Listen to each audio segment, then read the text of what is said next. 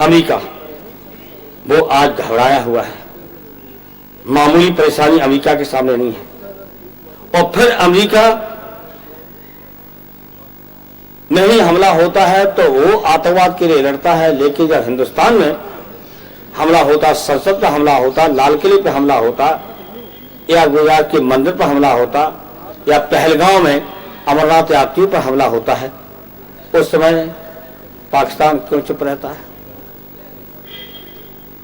और अगर पाकिस्तान ISI की मदद से कर रहा है, ये सच्चाई है, लेकिन जहां आप आतंकवाद के खिलाफ लड़ रहे, तो हम भी कोई ऐसा मौका अपने भाषा से, अपने आचरण से न दें जिससे हमारे देश के अंदर आंतरिक एकता को खतरा हो, अलगाव हो, हमारी भावनाएं एक दूसरे टकराएं नहीं, जिस तरह से कल ऐसे मंच पर से बोला जा रहा था। फारूक अब्दुल्ला के खिलाफ फारूक अब्दुल्ला तो लड़ा है, आतंकवादियों के खिलाफ लड़ा है, और फारूक अब्दुल्ला के बिना पूछे वर्तमान सरकार ने उन आतंकवादियों को रिहा कर दिया, जिसका हमने भी विरोध किया, फारूक अब्दुल्ला ने विरोध किया।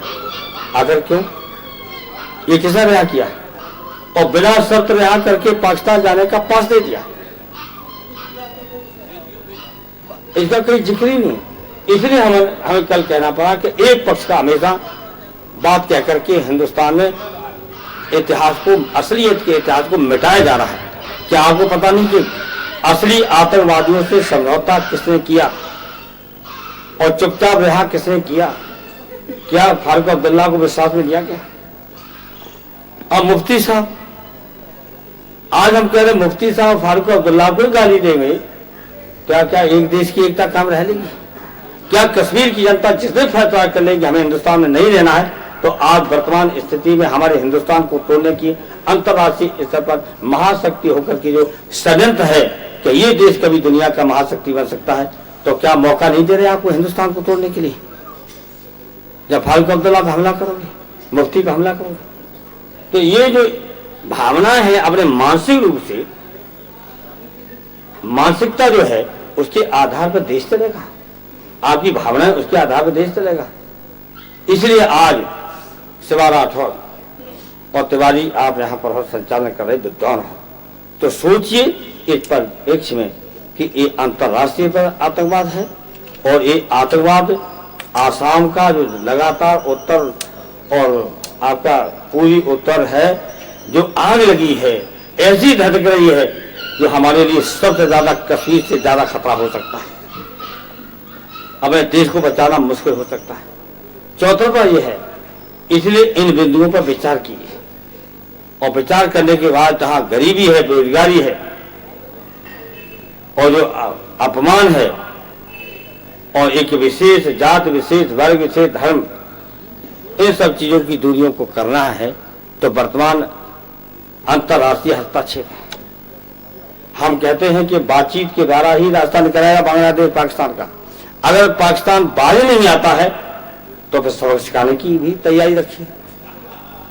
ये तो हमने लोकसभा में ही कहा और आज भी कहा। उसका नतीजा है कि हम भी आ गए उनकी हेटरेस में। क्या हम नहीं हेटरेस में? कभी मैंने कहा अपने कार्यकर्ताओं को मनोबल तोड़ने के लिए?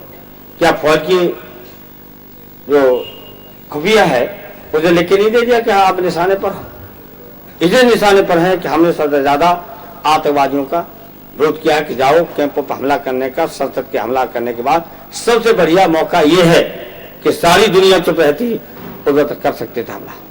कोई आप पहाड़ अभी नहीं उठा, आप करिए हमला। अमेरिका की फौजें तो अभी वहां बैठी, हमला कहां से कर लोगे? मैं पूछना चाहता हूं, हमला कहां से कर लोगे जब अमेरिका की फौजें तो अभी बैठी नहीं? जब अमेरिका की फौजें बैठी तो हमला किस पर करोगे? और अमेरिका की इतनी महाशक्ति बन गया है कि हस्तक्षेप करेगा। तब आप रावलपिंडी और कराची लेना चाहते हो तो चाइना दवाई जमीन उसी ले लो। तो इसलिए कोई सोच समझ के हम लोग को ऐसी बात करनी चाहिए। हाँ, आज हम कह रहे हैं कि समाजवादी पार्टी इस पक्ष में है कि बातचीत के द्वारा रास्ता निकाला जाए। इसके अलावा हिंदुस्तान, पाकिस्तान, बांग्लादेश का कोई जनता का भविष्य नहीं। लड़ाई के बाद भी बातचीत ही होगी, और एटम बम से कोई लड़ाई जीता नहीं। तो एटम बम आप पे ही नहीं, आपने एक तोड़ा, उसने 3 तोड़ दिया, आप 3 तोड़ा, वो 15 तोड़ देगा। क्यों? उनको मदद मिल रही, कहां से मिल रही? जो आज मदद दी जा रही है पाकिस्तान को, वो पूरी हथियारों में इस्तेमाल की जा रही है। और अमेरिका मदद कितनी कर रहा है और चाइना कितनी मदद कर रहा है। तो चाइना तो सोचता है कि हमारी तो निगाह उठा ही नहीं सके हिंदुस्तान, हमारी तो देख ही नहीं सके, उलझा रहा है पाकिस्तान से। इसलिए बहुत सारी बातें हैं, लेकिन आतंकवाद को जड़ से अगर मिटाना पड़ेगा तो जो महाशक्ति आज बन गया है अमेरिका, उसने आतंकवाद फैलाने में उसकी बेहद बड़ी भूमिका रही है, हथियार बेच करके, नस्ली दवाएं बेच करके। और इसलिए आज वो खतरे में है, घबराया हुआ है। जो सोचा था कि मेरे चारों तरफ समुद्र का घेरा है, हम पर कोई कभी हमला नहीं कर सकता था, तब आपको सोचा चाहिए कि तुर्की ने कश्मीर को मामले को लेकर के हिंदुस्तान का हमेशा खुल करके साथ दिया। इराक ने हमेशा आपका साथ दिया कश्मीर को लेकर के। जितना इराक ने और तुर्की आपका साथ देता रहा, संयुक्त राष्ट्र संघ से लेकर के जहां दुनिया में देश इकट्ठे हुए कश्मीर की सदस्यता लेके, वहां हिंदुस्तान का साथ दिया। और जब इराक में मुसीबत आई तो हम लोगों को एक हफ्ता लगा लड़ाई करने के लिए संसद के अंदर। तब निंदा प्रस्ताव भी, हम हिंदी में लिखा गया निंदा और अंग्रेजी में लिखा गया डिप्लोर। सोचिए, अब सोचिए ये स्थिति है, इतना दबाव है अमेरिका का। क्या भारत सरकार लिख सकी कंडेमनेशन या कंडेमन कर सकी? तो हमारा समझौता हुआ कि हिंदी में लिखो निंदा और अंग्रेजी में जो चाहो भेज दो वो साहब को। तो क्या दिन लगे थे? जिस अमेरिका इतना बड़ा दोस्त और जिसके साथ हमारी नीति रही पंडित जवाहरलाल नेहरू से लेकर लगातार इस मामले में कि दुनिया में कभी कोई किसी मुल्क पर हमला करेगा तो हिंदुस्तान तटस्थ नहीं रह सकता है।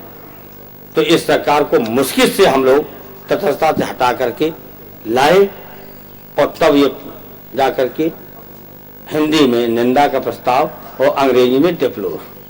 अब अंग्रेजी पढ़े लिखे लोग अपना हिंदी का अर्थ क्या है और डिप्लोर का अर्थ क्या है।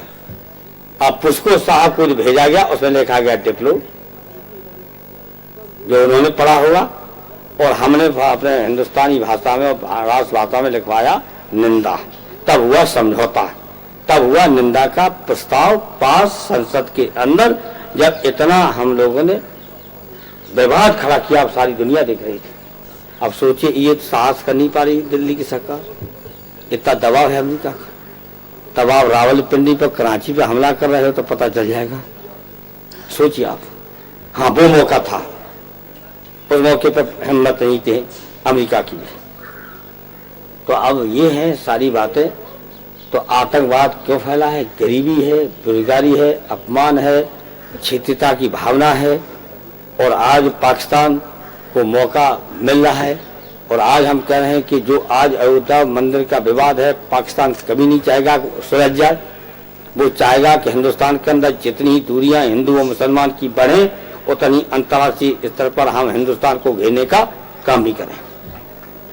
ये स्थिति है, घेरेगा। वो चाहता कि हो, ज्यादा हमको दुनिया में अपना पक्ष रखने का मौका मिले।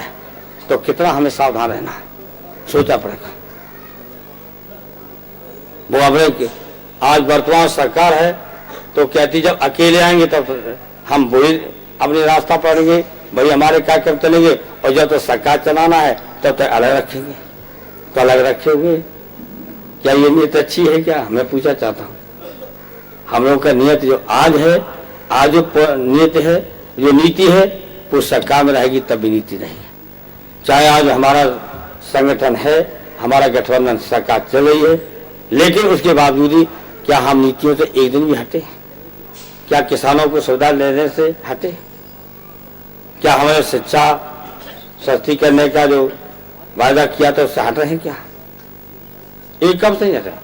अब कल ही फैसला हमको लेना पड़ा कि केंद्र बनेगी, शिक्षकों को अदला बदली कर देंगे। हम पूछा चाहते इस महाविद्यालय में जो पढ़े लड़के वो इम्तिहान कहाँ देने जाते हैं? बताओ आप लोग। यही है सेंटर। सारे हिंदुस्तान में अंग्रेजी स्कूल जितने हैं, सीएम से लेके लामोटेनियस जितने अंग्रेजी स्कूल हैं वो जहां पढ़ते वहीं परीक्षा।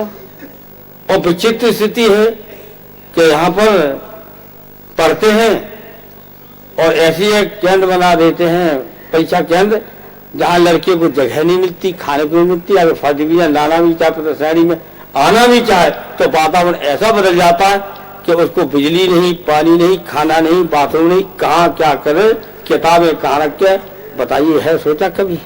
व्यवहार रूप से हम भी जानते हैं कि जब सत्तागंज में गए थे इंटर का इम्तहान देने, तो हमें और राणू को पूछिए कि रातों चूहा और बोरा पड़े थे, उसमें रहते थे। इसलिए हमें है अनुभव कि जब हम सेंटर इधर से उधर ले जाएंगे, नकल के हम अभी कमेटी अधिकारियों को बैठाएंगे और कुछ शिक्षक भी लेंगे, नकल को कैसे और रोकी जाए। नकल जिस दिन भावना फैला दी है इलाकों में, लड़कों के माँ बाप भी तैयार हो गए कि हमारे लड़कों को नकल करके पास कराई जाए, और कुछ हमारे शिक्षक बंधुओं ने भी कलंकित किया है रुपया लेकर के।